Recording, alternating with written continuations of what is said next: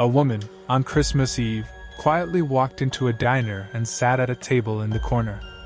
She was very quiet, which was different from the loud holiday noises around her. The waitress saw her and stopped, shocked. She felt like she knew this woman. She watched her closely, feeling more and more sure. When the woman left, the waitress, feeling very nervous and her heart beating fast, quickly called the police.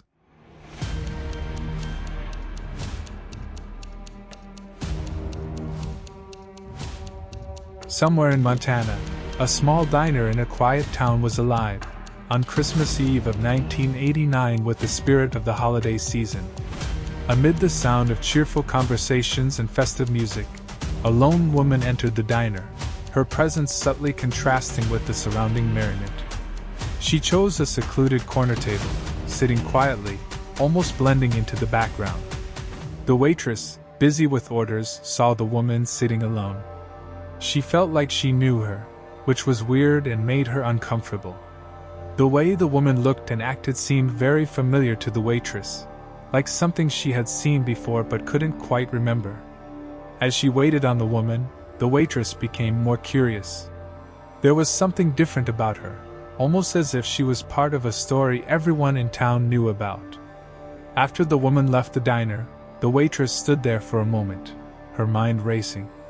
The realization dawned on her, and with a mix of disbelief and urgency, she hurried to the phone. Her hands trembled as she dialed the police, reporting that she might have just encountered the woman whose face had haunted the local news for months. This Christmas Eve sighting in the diner had unexpectedly reawakened the mystery, stirring the town with renewed speculation and intrigue. To understand the waitress' concern, we will have to go 8 months back. On a calm evening of April 20th, 1989, so 8 months before the diner incident, a woman named Carol Heights, with thoughts of her evening plans and the comfort of routine, drove along the peaceful roads in Montana. She was completely unaware that this drive would be unlike any other. As Carol navigated a familiar bend, a sudden movement caught her attention. Time seemed to slow as she saw a car veering into her lane.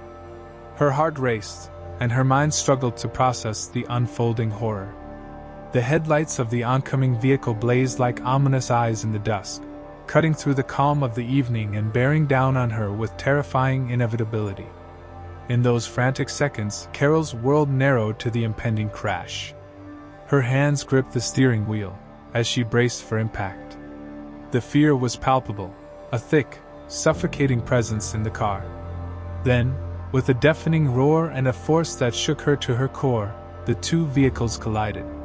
The collision was a maelstrom of twisted metal and shattered glass, a violent upheaval that turned a peaceful Montana road into a tableau of chaos.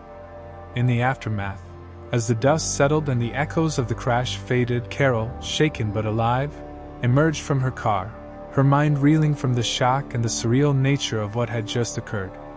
As she stumbled out of her wrecked car, her eyes, wide with a mix of fear and confusion, were drawn to the other vehicle. What she witnessed next added a surreal and chilling layer to the already traumatic event. From the mangled remains of the other car, a figure emerged. The woman, seemingly unscathed by the violent collision, stepped out with an unsettling calmness. There was no panic in her movements, no visible concern for the wreckage that surrounded her or the potential injuries she might have sustained. Instead, she moved with a haunting detachment, as if in a trance or a dream. Carol watched, her heart pounding in her chest, as the woman began to walk away from the scene. The woman's gaze was distant, her steps aimless yet determined, moving with a purpose known only to her. It was as if the crash had untethered her from reality, sending her into a world of her own. For Carol, witnessing this bizarre behavior was deeply unsettling. The contrast between the catastrophic accident and the woman's eerie composure was stark and unnerving. In the dimming light, the woman's figure became a fading silhouette against the vast Montana landscape, adding a ghostly quality to the scene.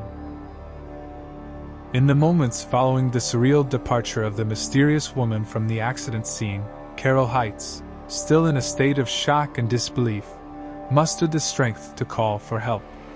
Her hands trembled as she dialed 911, her voice wavering as she relayed the details of the crash and the bizarre behavior of the other driver.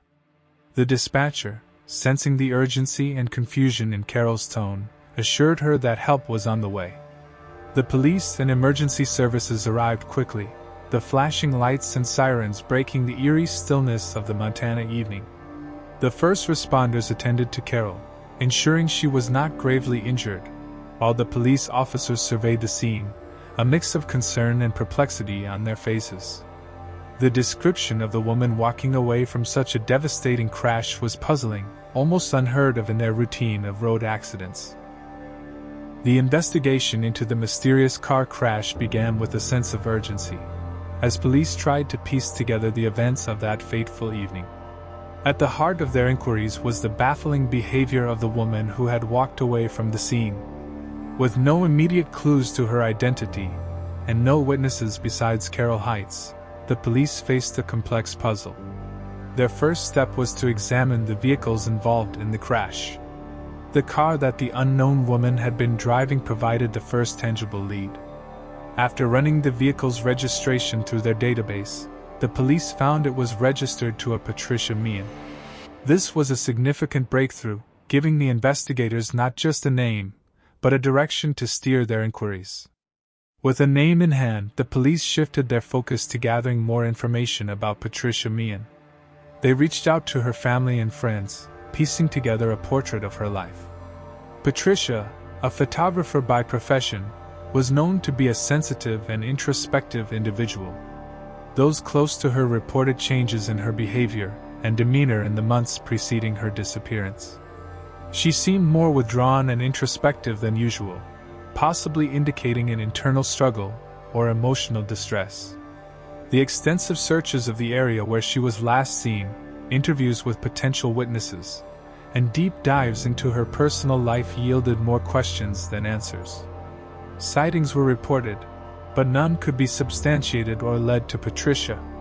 Her case, once a flurry of activity and theories, slowly transitioned into a cold case. Back at the diner, on Christmas Eve, so 8 months since Patricia's disappearance, the police responded with a sense of renewed urgency, hoping that this Christmas Eve sighting would finally lead to a breakthrough in the case. They traced the license plate and followed up on the lead, but like many before, it led to a dead end. The woman in the diner remained unidentified, and doubts lingered about whether she was indeed Patricia Meehan. This sighting, one of many reported over the years, became part of the tapestry of Patricia's enduring mystery. It was a fleeting moment of hope, a chance encounter on a Christmas Eve that added another layer of intrigue to the unsolved case. Yet, it also highlighted the challenges faced by the investigation, as each potential sighting seemed only to deepen the mystery rather than provide closure. These sightings were often in small towns and rural areas. Each sighting prompted searches and investigations, but none led to a definitive conclusion. Some speculate that she might have suffered from amnesia as a result of the accident, leading to her wandering away and failing to return. Others suggest the possibility of a deliberate attempt to start a new life or escape from current circumstances. However, without direct evidence or a clear understanding of her mental health history, these remain speculations.